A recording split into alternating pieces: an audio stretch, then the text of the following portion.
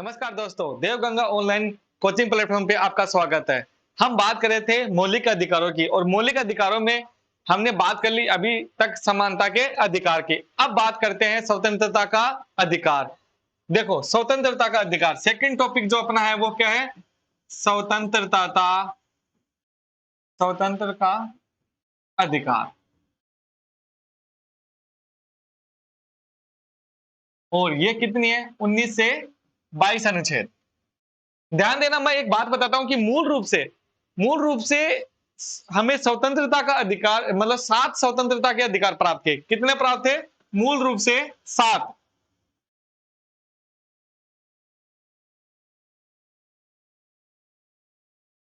मूल रूप से 7 प्रकार की स्वतंत्रता का अधिकार था। मूल रूप से 7 प्रकार की स्वतंत्रता का अधिकार। ध्यान देना, 44वें संविधान संशोधन के तहत संपत्ति का जो अधिकार था वह हटा दिया जाता है। संपत्ति का अधिकार क्या कर लिया जाता है? हटा दिया जाए। अब देखो, स्वतंत्रता का अधिकार कितना है हमारे पास? मौलिक अधिकार में स्वतंत्रता का अधिकार कितना दे रखा है? 6। कितना दे रखा है? 6 प्रकार की स्वतंत्रता हमें दे रखी है। यह भी ध्यान रखना, 6 प्रकार की स्वतंत्रता दे रखी है। मतलब कौन से? 44वां संविधान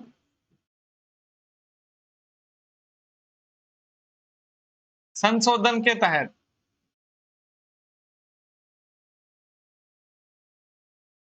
संपत्ति के अधिकार को हटा दिया जाता है।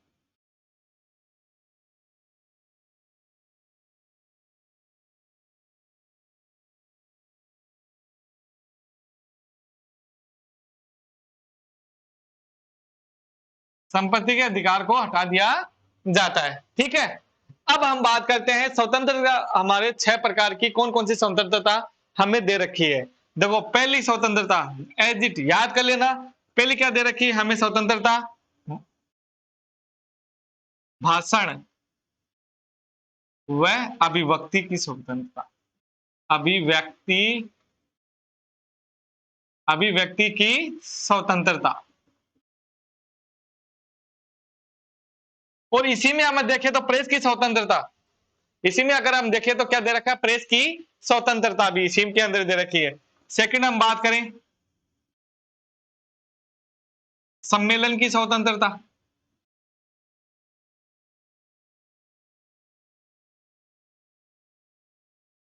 तीसरी हम बात करें संघ या समुदाय की स्वतंत्रता। संघ या समुदाय की स्वतंत्रता। चौथी हम बात करें भ्रमण करने की स्वतंत्रता।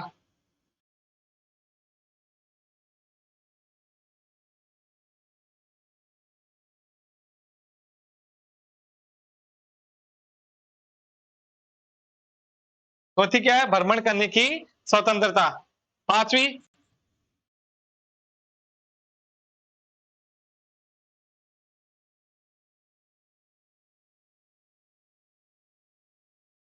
स्थायी निवास।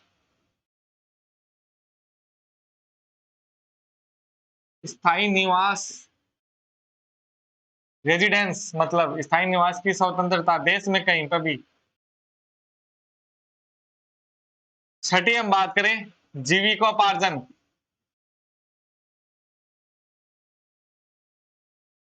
मतलब जीवन यापन करने के मतलब कार्य देश के अंदर कहीं पर भी हम अपना रोजगार या जीवन यापन करने के लिए जो कार्य करते हैं हम कहीं पर भी कर सकते हैं।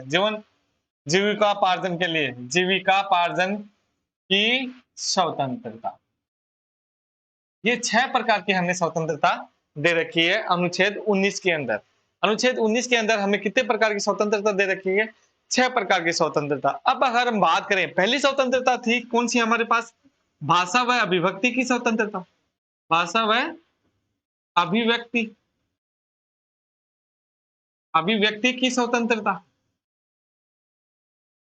भाषा व अभिव्यक्ति की स्वतंत्रता। अब ध्यान देना, थोड़ी सी हम बातें करते हैं कि भाषा व अभिव्यक्ति की स्वतंत्रता, इससे हमें क्या मतलब कितने प्रकार स्वतंत्रता अगर हम देखें, जैसे भाषा, भाषा की कैसे, जैसे मैं आपके सामने बोल रहा हूँ, मैं बातें कर रहा हूँ, आप बोलते हो, बातें करते हो, या आप हमें सुन रहे हो, ये कौन-सी है? भाषा।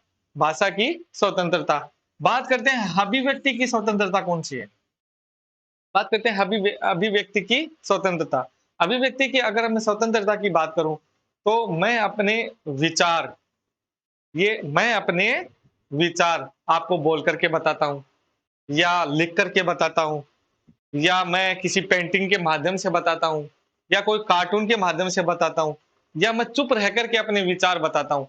वो हमें किसके अभिव्यक्ति की स्वतंत्रता देता है। वो हमें क्या देता है?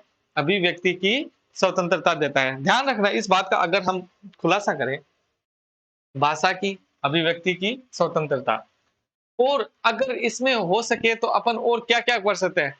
जैसे अगर मैं आपसे बात करूँ कि सूचना का अधिकार, सूचना का अधिकार 2005 में लागू हुआ था।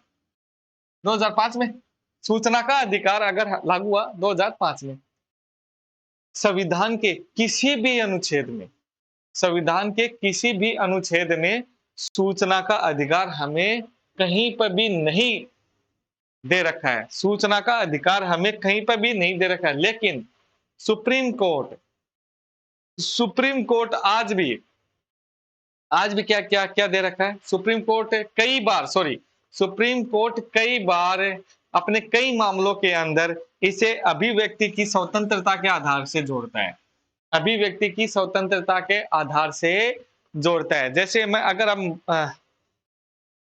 सूचना का अधिकार मतलब किससे जोड़ता है? अभिव्यक्ति की स्वतंत्रता के आधार से जोड़ता है।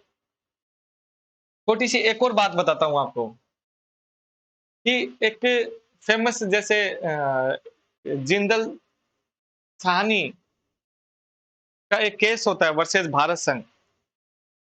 वह अपनी फैक्ट्रियों पे क्या लगाते हैं? तिरंगा लगा देते हैं। तो उसके विवाद में मतलब कई हल्ला होता है। मतलब वो कांग्रेस के सांसद थे। तो उसके विवाद में कई प्रकार की आलोचनाएं होती है। वो सुप्रीम कोर्ट तक जाता है। तो सुप्रीम कोर्ट कहता है कि कोई भी व्यक्ति झंडा अपने घर पर झंडा लगाना, फहराना, ये उसे अभिव्यक्ति की स्वतंत्रता देता है। ये उसे क्या देता है? अभिव्यक्ति की स्वतंत्रता देता है। और वो किसके माध्यम से देता है? 19(1) के आधार से। ठीक है। अगर हम माने स्वतंत्रता कुछ मामलों में, देखो ये हमें कुछ सीमित मामलों के अंदर दे रखी है।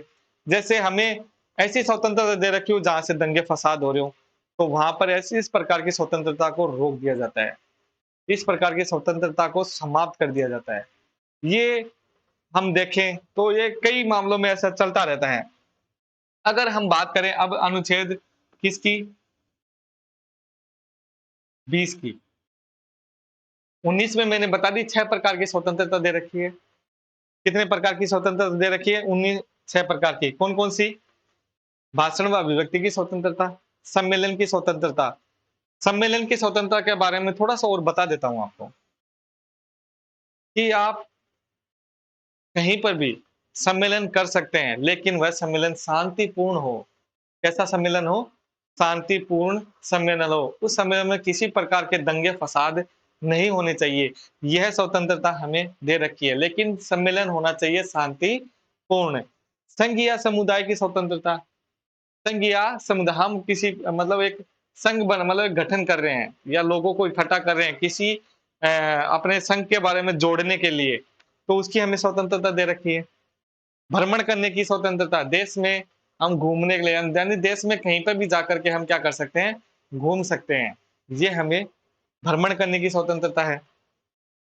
बात करें नेक्स्ट की, स्थायी निवास की स्वतंत्रता। स्थायी निवास है, आज हम देश के अंदर किसी भी राज्य में जाकर के स्थायी निवास के साथ रह सकते हैं। और जीविकापार्जन की स्वतंत्रता, हम देखते हैं घरों के अंदर कि अलग-अलग मतलब कोई कहाँ जाके कमा रहा है, कोई कहाँ जाके पढ़ा रहा है। मतलब जिसे अपनी दाल-रोटी जहाँ मिलती है, वह वहीं जाकर के कमाना स्टार्ट कर देता है। वो होती है जीविकापार्जन की स्वतंत्रता। अब अगर हम बात करें अनुच्छेद 20, अनुच्छेद 20 क्या कहता है? अनुच्छेद 20 कहता है कि अपराधों की दोष अपराधों की दो सिद्धि के संबंध में। अपराधों की क्या, अनुच्छेद 20 क्या कहता है? अपराधों की दो सिद्धि के संबंध में, अनुच्छेद 20। अपराधों की दो सिद्धि के संबंध में, ये अनुच्छेद हमें 20 कहता है। अपराधों की दो सिद्धि, इसमें क्या लिखा है? कोई व्यक्ति जब तक अपराधी नहीं माना जाएगा, जब तक वह किसी कानून का उल्लंघन नहीं करता है। कोई व्यक्ति जब तक अपराधी नहीं माना जाएगा, जब तक वह किसी कानून का उल्लंघन नहीं करता है। यानी कोई व्यक्ति जब तक अपराधी नहीं माना जाएगा, नहीं माना जाएगा, जब तक वह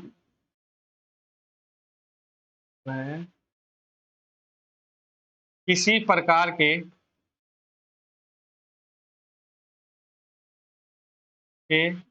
कानून का उल्लंघन नहीं करता है। कानून का उल्लंघन नहीं करता है। ये तो होगी पहली बात, हो गई अपराधों की दो सिद्धि के संबंध में। कोई व्यक्ति जब तक अपराधी नहीं माना जाएगा, जब तक वह किसी प्रकार के कानून का उल्लंघन नहीं करता है। ये तो हो गई इसकी एक बात। दूसरी बात ध्यान देना, दूसरी बात इसी में ले रखा है कि एक व्यक्ति को एक ही बार, अगर कोई मतलब एक बार किसी अपराध में शामिल है तो उसे एक ही बार सजा दी जाएगी, उसे दोबारा सजा नहीं दी जाएगी। मतलब दोहरे मापदंड के आधार पर उसे सजा नहीं दी जाएगी। मतलब किसी व्यक्ति ने एक अपराध किया है तो उसे वो एक ही अपराध के लिए सजा दी जाएगी। इसके अगर अगर हम आपको एक उदाहरण दूं, यानी किसी व्यक्ति को अगर हम कहें, यानी किसी व्यक्ति को एक अपराध के लिए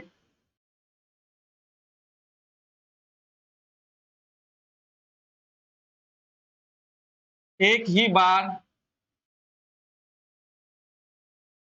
सजा दी जा सकती है, जा सकती है।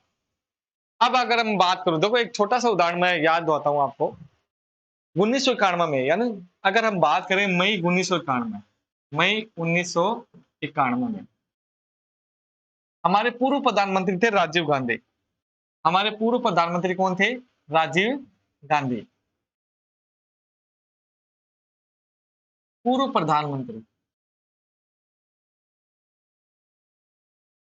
राजीव गांधी। अब ध्यान देना, सुनो, मई 1991 में हमारे पूर्व प्रधानमंत्री होते हैं राजीव गांधी। हमारे पूर्व प्रधानमंत्री राजीव गांधी की हत्या कर दी जाती है लिट्टे के द्वारा। लिट्टे के द्वारा, सभी को पता है, लिट्टे के द्वारा हमारे पूर्व प्रधानमंत्री राजीव गांधी की हत्या कर दी जाती है। इसके बाद अगर हम देखें, उन अपराधियों को पकड़ लिया जाता है तो सेशन कोड उसे क्या देता है? फांसी की सजा सुनाई देता है। फिर वो अपनी appeal high court, Madras high court में लगाते हैं। कहां लगाते हैं? मद्रास हाई कोर्ट में। और मद्रास हाई कोर्ट में उनकी सजा जो होती है, फांसी की सजा बरकरार रखते हैं। फिर वो 2004 के अंदर, ध्यान देना 2004, ये 98 तक जाते हैं, 98 तक, और उनको फांसी की सजा सुनाई दी जाती है 1994 में। 1994 में फांसी की सजा सुना दी जाती है। फिर वो जाते हैं हाई कोर्ट। हाई कोर्ट में 98 में उनकी सजाओं को बरकरार रखा जाता है कि इन्हें फांसी की सजा बिल्कुल बरकरार है। फिर वो बात करते हैं 2004 में, 2004 सुप्रीम कोर्ट। सुप्रीम कोर्ट भी इनकी सजा फांसी की बरकरार रखता है। क्या रखता है? फांसी की बरकरार रखता है। और उसके बाद वो जाते हैं कहां पे?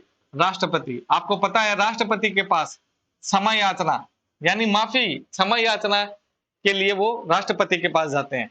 राष्ट्रपति उनकी सजा 2011 में फांसी की सजा को कायम रखते हैं।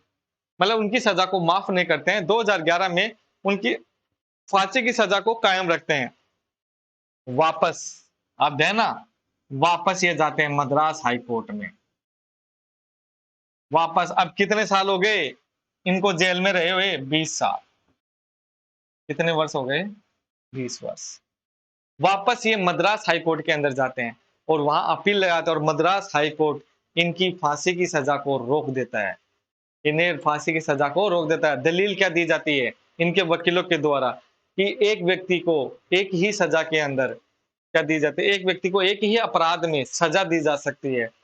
दूसरे क्योंकि इन्होंने 20 साल तक सजा भुगत चुके हैं, प्लस जब से 1994 में इनको फांसी की सजा सुनाई गई है तब तक ये मेंटली और शारीरिक रूप से प्रताड़ित हुए हैं।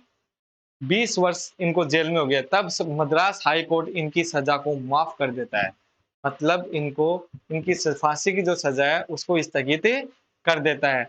ये एक मतलब कहा गया है कि व्यक्ति को जिस अपराध के लिए पकड़ा जाए, एक अपराध के लिए सिर्फ एक बार ही सजा दी जाती है, लेकिन उनको 2 बार सजा नहीं दी जाती क्योंकि 20 साल तो ये क्या कर रहे हैं, जेल में ही बिता चुके हैं और आज आप इनके फांसी की सजा बरकरार रख रहे हो। मतलब इनको 2 बार सजा नहीं दी जा सकती, ये दलील रखी जाती है इनके वकीलों के द्वारा और हाई कोर्ट इनके फांसी वहीं स्थगित कर देते हैं। ये बात हो गई एक। दूसरा दूसरा अगर मैं बात करूं, किसी व्यक्ति को किसी व्यक्ति को खुद की गवाही के लिए मजबूर नहीं किया जा सकता। अगर हम तीसरे अनुच्छेद 20 के अंदर बात करें, अनुच्छेद 20 के अंदर बात करें कि किसी व्यक्ति को खुद की गवाही के लिए मजबूर नहीं किया जा सकता। आपने फिल्मों वगैरह में तो देखा होगा कि फिल्मों में वो पुलिस वाले एक को मारते हैं कि आप मुझे गवाही देने के लिए मजबूर नहीं कर सकते। आप मुझे गवाही देने के लिए मजबूर नहीं कर सकते। और एक डायलॉग तो सुना होगा सनी देओल का, अक्सर मारते हैं कि जज साहब फाड़ दो इन कानून की किताबों को, ये कर दो इनको। ऐसा सिर्फ फिल्मों में बोला जा सकता है, जज साहब वही उसी को फाड़ देगा। समझ रहे हो क्या? जज साहब के सामने बोला सब साहब फाड़ दो इन कानून की किताबों को, तो जज साहब उसे वहीं सजाए सुना देगा। जज है वो, कोई टपोरी आदमी तो ना, जज है वो, जज जज के सामने ऐसे तो ना बोला जाता। तो ध्यान रखना, कोई भी व्यक्ति को किसी भी व्यक्ति को अपने खिलाफ यानी खुद पर गवाही देने का, अपने खिलाफ गवाही देने का कोई प्रेशर नहीं डाल सकते। मतलब हम बोलते हैं कि किसी भी व्यक्ति को खुद के, तीसरे में क्या है, किसी भी व्यक्ति को खुद की गवाही के लिए मजबूर नहीं किया जा सकता। व्यक्ति को खुद की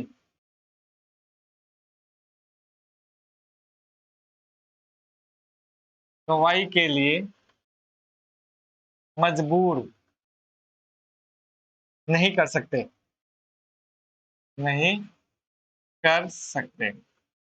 समझ गए? अब मैंने तीनों बता दी अनुच्छेद 20 के अंदर। अनुच्छेद 20 के अंदर मैंने खुद बता दी, एक कोई व्यक्ति तब तक अपराधी नहीं माना जाएगा जब तक वह किसी कानून का उल्लंघन नहीं कर सकता। दूसरा दूसरा मैंने अभी राजीव गांधी वाला उदाहरण कि एक व्यक्ति को एक ही मामले में सजा सुनाई जा सकती है, उसे दोहरे मापदंड में नहीं सुना सकता, मतलब 2 बार सजा नहीं सुना सकती उस मामले के अंदर। तीसरा, किसी व्यक्ति को खुद के मतलब मजबूर नहीं किया जा सकता अपने मतलब गवाही देने के लिए। अब अगर हम बात करें अनुच्छेद अनुच्छेद 21 में क्या है? जीवन जीने का अधिकार। 21 में क्या है? जीवन जीने का अधिकार। अब ध्यान देना इस बात पर, अगर मैं कहूं कानून के द्वारा यानी कानून के द्वारा स्थापित प्रक्रिया के आधार पर किसी व्यक्ति को उसके अलावा यानी कानून के द्वारा प्रक्रिया के अलावा उस व्यक्ति को उसके जीवन से वंचित नहीं किया जा सकता। कानून की प्रक्रिया के अलावा क्या बोलते हैं हम? कानून की प्रक्रिया के के अलावा उस व्यक्ति को, यानी उस व्यक्ति को उसके जीवन से वंचित नहीं कर सकते। के अलावा उस व्यक्ति को उसके जीवन से जीवन से वंचित नहीं कर सकते, नहीं कर सकते। ये जीवन जीने का अधिकार है। एक बात और याद आती है, क्या जीवन जीने का अधिकार में यही सिर्फ है, या रोटी खाना पीना, मतलब एक जीवन जीने मतलब बाहर जो मतलब एक कोई भिखारी होता है, क्या जीवन जीने का वही अधिकार है? नहीं। सुप्रीम कोर्ट ने गाइडलाइन की, गरिमा युक्त जीवन जीने का अधिकार। क्या? गरिमा युक्त, गरिमा युक्त जीवन जीने का अधिकार, गरिमा युक्त जीवन जीने का अधिकार।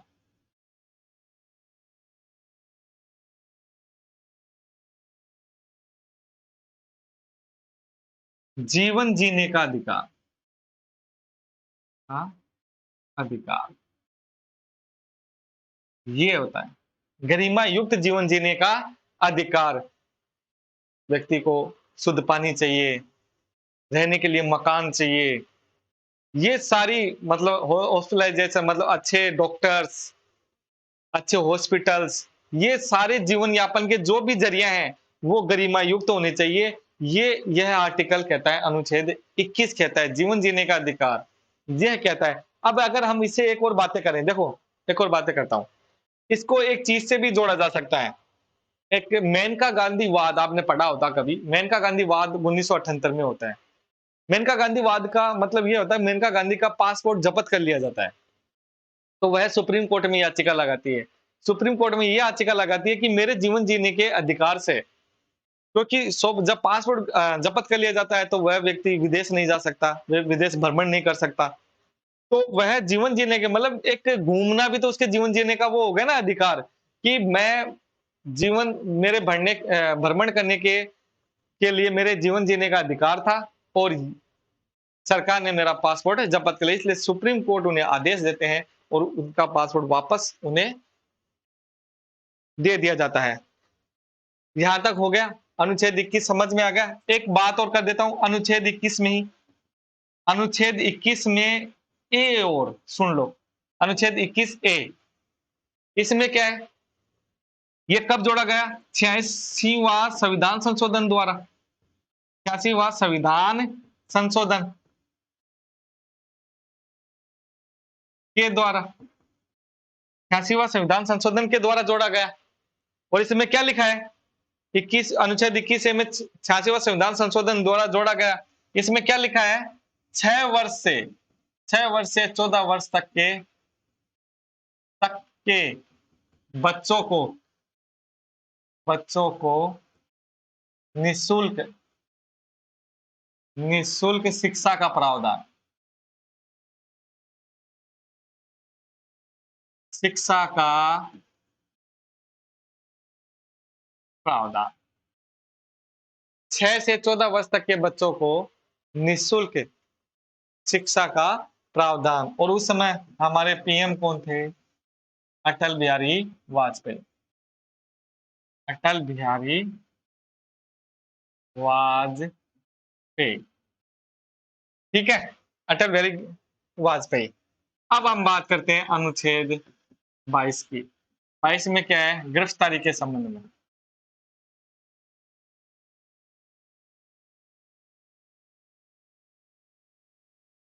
सुनो, गिरफ्तारी के संबंध में क्या कहता है? किसी भी व्यक्ति को, गिरफ्तार किए हुए व्यक्ति को 24 घंटे के अंदर अंदर न्यायालय में पेश किया जाना चाहिए। उसकी गिरफ्तारी का उसे कारण बताना चाहिए, और उसे अपने वकील से परामर्श लेने का अधिकार भी दिया गया है। उसे अपने वकील से परामर्श लेने का अधिकार भी दिया गया है, ठीक है। यानी किसी व्यक्ति को, गिरफ्तार किए हुए व्यक्ति को, क्या लिखेंगे हम? गिरफ्तार किए हुए व्यक्ति को,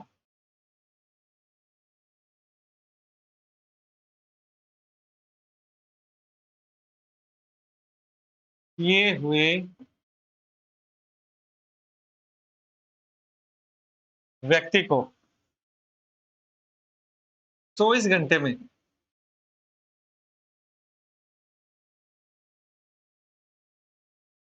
नजदीक नजदीक न्यायालय में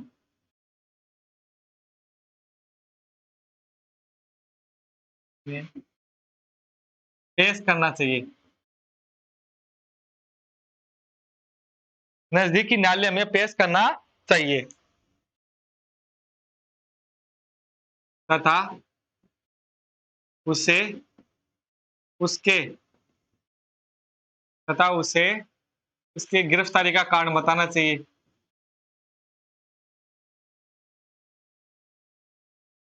कारण बताना चाहिए।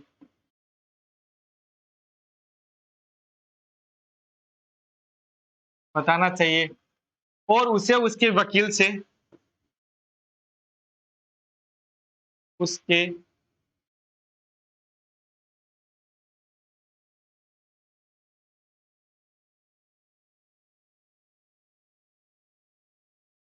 वकील से परामर्श लेने का अधिकार भी है और उसे उसके वकील से परामर्श लेने का अधिकार भी है।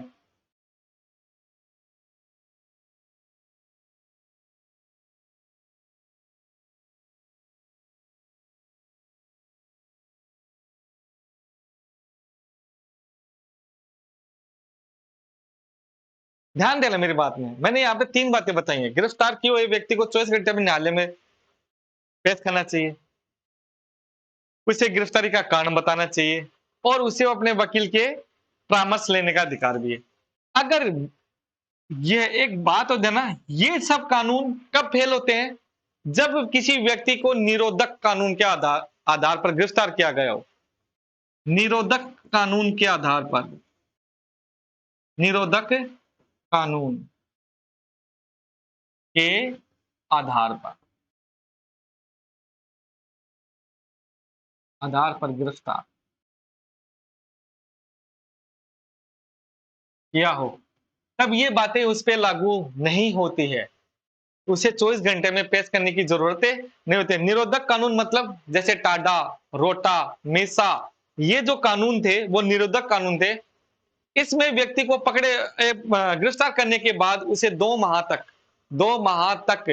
हम न्यायालय में प्रस्तुत करने के लिए बाध्य नहीं है। उसे 2 माह तक हम न्यायालय में प्रस्तुत करने के लिए बाध्य नहीं है। और अगर हम उसकी जांच कौन करेगा? सुप्रीम कोर्ट का जज या ऐसा व्यक्ति जो जज की योग्यता रखता हो या पूर्व जज, उसकी जांचें उसके बारे में ये मतलब उसकी जांच ये आदमी करता है। ध्यान रखना, निरोधक कानून किस में दे रखा है? अनुच्छेद 22 में निरोधक कानून से ये तीनों बातें लागू नहीं होती है। कौन कौन सी? न्यायालय में 24 घंटे में न्यायालय में पेश करना, 24 घंटे में न्यायालय में पेश करना तथा गिरफ्तारी का कारण बताना, प्लस तीसरा क्या है? तीसरा है उसे अपने वकील के लिए परामर्श लेने का अधिकार। ये चीजें निरोधक कानून में लागू नहीं होते, ये बाद में लागू। 2 माह तक उसे गिरफ्तार किया जा सकता है और उसे न्यायालय में पेश करने के लिए बाध्य नहीं है। ये बातें ध्यान रख हो गई। 19 से 22 स्वतंत्रता का अधिकार। अब हम नेक्स्ट क्लास में, जब हम कल नेक्स्ट क्लास में बातें करते हैं शोषण के विरुद्ध अधिकार तथा धार्मिक स्वतंत्रता के अधिकार, ये हम बातें करेंगे अगली क्लास में। तब तक जय राम जी।